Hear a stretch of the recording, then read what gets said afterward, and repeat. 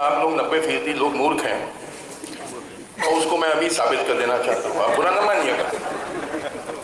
मैंने कहा, मैं दिल्ली में था, मैंने कहा 1 लाख रुपए दो, मैं पूरे कल दिल्ली में आग लगा दूंगा। क्या करूंगा? 4 गाय खरीदूंगा। एक गाय 25,000 रुपए की आती, कितने की आती? अच्छा मानिए 25। 4 गाय खरीदूंगा, उनको काटूंगा रात को और 4 बड़े मंदिरों में फेंक दूंगा और दीवार पर लिख दूंगा अल्लाह अकबर। या 4 सुअर खरीदूंगा, उनको काटूंगा, जामा मस्जिद वगैरह फेंक दूंगा और दीवार पे लिख दूंगा जय बजरंग बली। तो आप लोग पागलों जैसे लड़ने लगे। ये नहीं समझ रहे हैं कि किसी शरारती इंसान ने किया है। देखिए, हर कौम के 99% लोग अच्छे होते हैं, चाहे हिंदू, चाहे मुस्लिम, चाहे ईसाई, चाहे सिख। 99% हर कौम के लोग अच्छे होते हैं। ये 1% शरारती लोग, मगर ये आपको बहका देते हैं क्योंकि आप बेवकूफ़ हैं। आप 90% आप लोग बेवकूफ़ हैं, आपको लड़वाना बड़ा आसान है। तो मैंने जो कहा कि 90% हिंदुस्तानी बेवकूफ़ है, आपको नुकसान करने के लिए नहीं कहा, आपको डिमोरलाइज ह्यूमिलिएट करने के लिए नहीं कहा, मगर इसलिए कहा कि आप बेवकूफ़ न रहें। अब अकल आ जाए आपको। इतने आप भुगत चुके हैं और क्या और भुगतना चाहते हैं? और खून बहे। कोई ये जो जिसको कहते हैं अंग्रेजी में एजेंट प्रोवोकेटियर, वो आप लड़वाना चाहता है आप लोगों को। वो आप लोग बेवकूफ लोग हैं, आप डर जाते हैं, उसके चक्कर में आ जाते हैं। मगर ये अब वक्त आ गया जब समझिए आप लोग कि 99% हर कौम के लोग अच्छे होते हैं। और ये डाइवर्सिटी तो देखिए, कुदरत में विभिन्नता है। आपके 2 बच्चे हैं मानिए, तो एक जैसे होंगे। ये तो कुदरत में डाइवर्सिटी में कोई दिक्कत नहीं। हिंदू, मुस्लिम, सिख, ईसाई हो, उसमें कोई नफरत नहीं होनी चाहिए, दुश्मनी नहीं होनी चाहिए। तो अब वक्त आ गया कि आप लोगों को ये सब समझ में आना चाहिए बातें। कब तक आप लोग बेवकूफ़ बनते रहेंगे? कब तक खून खराबा होता रहेगा?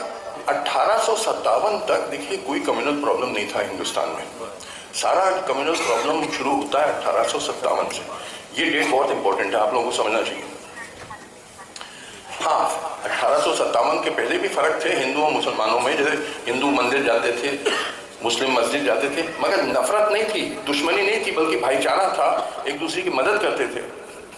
1857 में क्या हुआ कि हिंदुस्तान में बहुत बड़ी बगावत हुई और हिंदू मुस्लिम मिलके अंग्रेजों के खिलाफ लड़े। उसको कुचल देने के बाद फिर अंग्रेजों ने ये समझा कि भाई अब हिंदुस्तान पे हुकूमत करने का एक ही तरीका है, वो है डिवाइड एंड रूल। यानी आपस में लड़वाओ हिंदू मुसलमानों को, वरना हम इसको हुकूमत इस पर नहीं कर पाएंगे। सारे कम्युनल राइट शुरू होते हैं 1857 के बाद, उसके पहले आप नहीं पाएंगे। अंग्रेज कलेक्टर साहब रात को चुपके से हिंदू पंडित जी को बुलाते थे, पैसा देते थे, कहते थे कल से मुसलमानों के खिलाफ बोलना शुरू करो।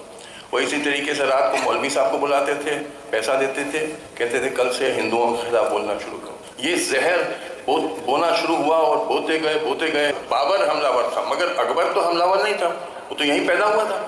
तो जो डिसेंडेंट्स थे मुस्लिम इन्वेडर्स के, जो लोकल रूलर्स हो गए, ये जैसे मुगल बादशाह, नवाब अवध, नवाब मुर्शिदाबाद, टीपू सुल्तान वगैरह, ये सब बिल्कुल सेकुलर रूलर होते थे। और वो कॉमन सेंस भी देखिए यूज़ करिए।